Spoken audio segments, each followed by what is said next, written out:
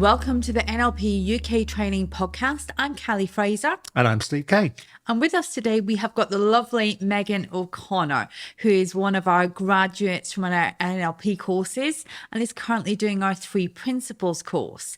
So today, I'm going to throw a phrase at you both and just see what you make of it.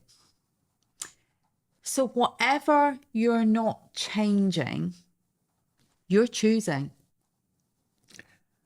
Oh, so guys, what do you make of that? Do you think that's true? Do you want to go first? Yeah, I think it's true.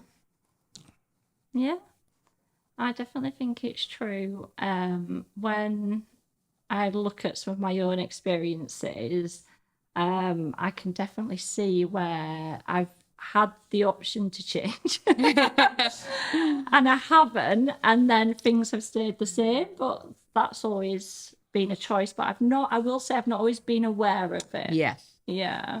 And I think that's kind of where I'm coming from, because again, this kind of comes from some of my personal experiences where I've been in situations where I've been deeply, deeply unhappy and done nothing about it. So I've chosen to stay the same, but blamed everyone else outside of me. And that's quite interesting, isn't it? So sometimes when we choose what we're choosing, we still feel like it's someone else's choice. It's someone else's fault. And it's not my responsibility. We can wear our victim t-shirt with ease then, can't we? Yeah, I was thinking about it from another angle. What you're not changing, you're choosing, could also for me mean I'm in like a comfort zone, or I'm in my comfort zone. Yeah. But also because unconsciously we learn how to do something, and then unconsciously it becomes a habit. And so I think I live a lot of life unconsciously. It's a habit. Yeah. And so therefore I probably won't stop doing something because it's a habit. But I have stopped doing a lot of things with work that I don't enjoy doing anymore. So I'm doing more of what I want to do and choose to do, and you are as well. And Meg's obviously doing what she wants to do. But I do think sometimes it's an ingrained habit. Like when you're coaching somebody and you say, so what options have you got? Well, I can either leave, or I can either get that promotion, or I can leave. Well, what other options have you got? And I think we're all very kind of automated. Yeah. And that may prevent us from, because it's automatic pilot, may prevent us from moving, because the automatic pilot, our unconscious mind, is switched on, isn't it? Absolutely. And I think it's about becoming more consciously aware of those patterns that you're running unconsciously in your life, so that you can make a more conscious decision about whether you want to keep running that pattern or whether actually this isn't working for me. I want to do something else. Yeah. And once you realize that you don't have to remain in those patterns, you're not stuck. You're never stuck. It feels like it sometimes. Yeah. But whether that's in your personal life, whether that's in your career, you can make that change at any point once you realize that there is an option. But a lot of people have limiting beliefs, so they don't know they've got an option because they can't see it. One question I really like is if someone's thinking about what they would like to do, and they've got this glimmer of, like you had, becoming a coach. What would happen if you did? What would happen if you did do it? What good things would happen if you did do it? And it gets people to think about, well, I'd be able to do this and this and this and this. Also, it also ties up with your values as well, doesn't it? If your values aren't being fulfilled, which we've talked about in the past, if your values aren't being fulfilled, then that can be a shove to change. And I think, Meg, you probably experienced this with the transformation that you've had.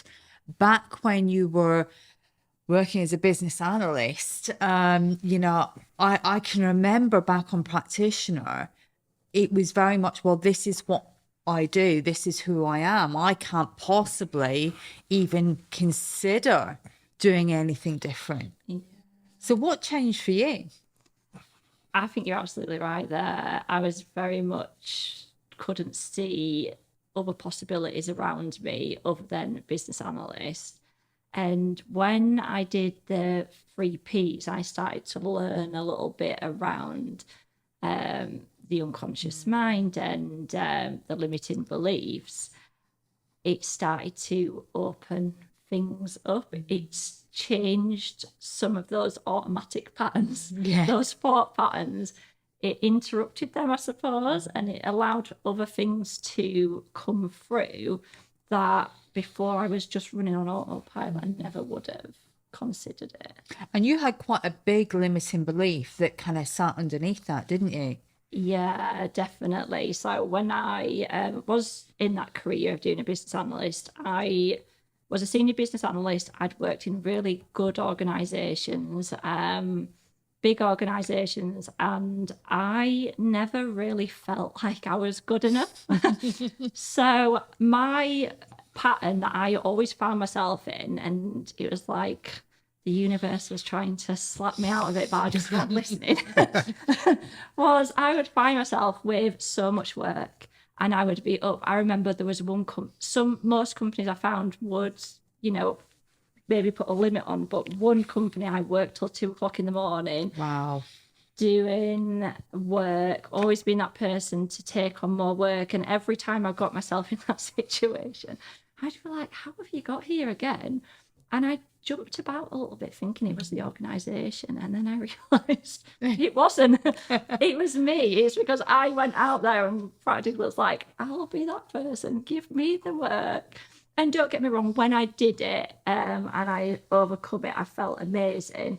But it was having such a profound impact on other areas of my life, which I wouldn't go back to now. Is that what shook you out of it? The fact it was having such an impact that you felt, right, I've had enough of this? Yeah, I think there was a combination. I knew that I no longer wanted to continue in that career. And there was the last time where I was so frustrated with myself that, again, had all this work. I was up till the early hours and I was cancelling things with the kids and Scott. And that was a point where I remember being like, I can't do this anymore. And I was also well aware of the fact that I've said this many times to myself and still ended up in that position.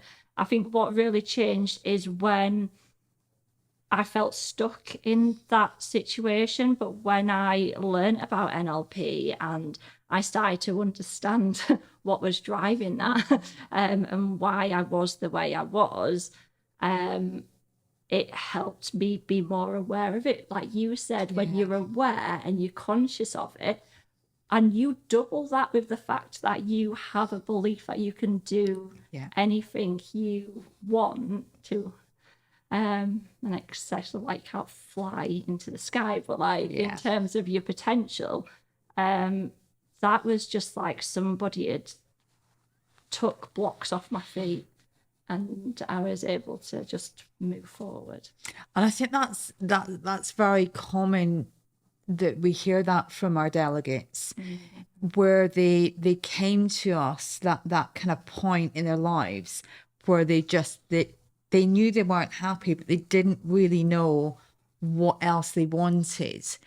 And when you take away those limiting beliefs, when you raise that conscious awareness of the patterns that you're running and what you're choosing, what you're not choosing, it opens up possibilities. And those possibilities ultimately are endless. And I think that's a great way to live your life, isn't it? Having those endless possibilities where you can be and do really whatever you choose. You can make that happen for yourself. Yeah. Sometimes it takes someone else to help us see those possibilities, doesn't it? Absolutely. That's where good coaches are useful, because they can ask questions to understand why you're doing what you're doing and draw out alternatives from you of what might be possible. And essentially, that's kind of the bedrock of coaching, is helping people understand that they're unlimited rather than limited, and that they do have different options. They might not have been aware of those options. They might not have been able to see them before. But when they start to see those options through coaching, it's such a wonder to watch someone go through that transformation. Yeah. I mean, what you've done, Meg, to give up your job, move to Australia with your family is very brave. And I would imagine a lot of people listening to this will be thinking, well, I couldn't do that. Yeah, and that used to be me. Yeah. Yeah, I used to definitely think that. I always had this desire to travel, and I really like the beach and I like exploring new places, but I never would have considered that this was a possibility for me. I never would have considered that even leaving that career was a possibility for me, because I was like, oh, I've worked so hard for it. I went to university. I've got to continue doing this. But when you do have that, it's like somebody kind of just takes It's the blinkers off. yeah, and you're like, oh my God, there is all these possibilities. And even now, knowing that there's still more possibilities, you know, it is like the sky's the limit, and it's amazing to live like that.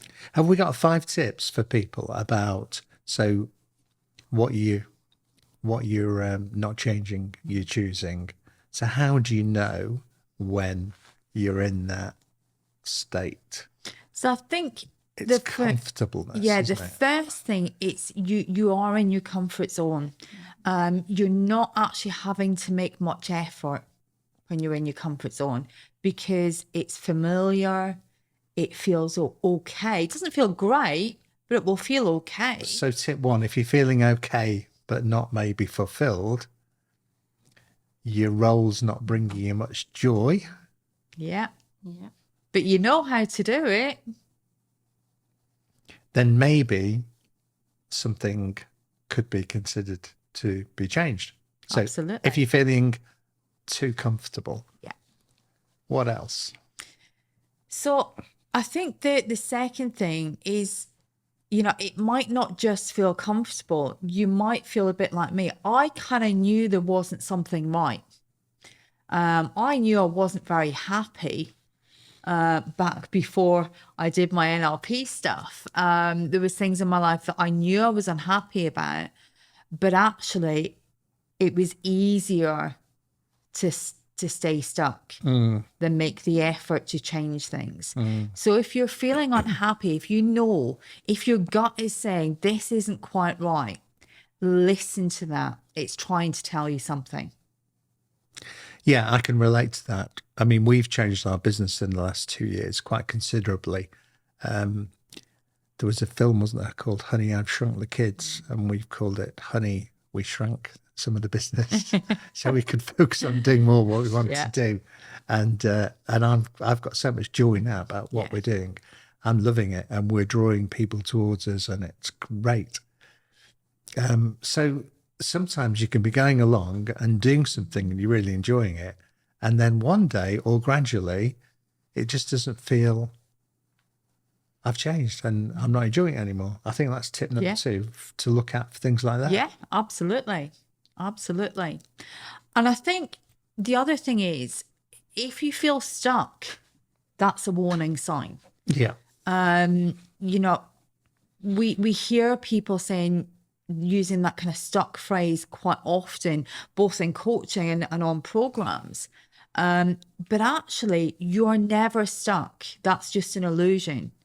So if you feel stuck, you know, reach out, get some help, talk to someone about it. You have more options than you think you have. Brilliant. So option number 4, Meg, what would be your top tip? She's good at putting people on the spot like that. She got it from me. So, Steve, what do you think? I'm going to throw it back now, I'm only joking. So I resonate with a lot of what you guys have said around that feeling stuck. what I found is that the stuff that was really important to me was starting to sort of fall away. So Yeah. it wasn't getting my attention, and I felt that deep inside.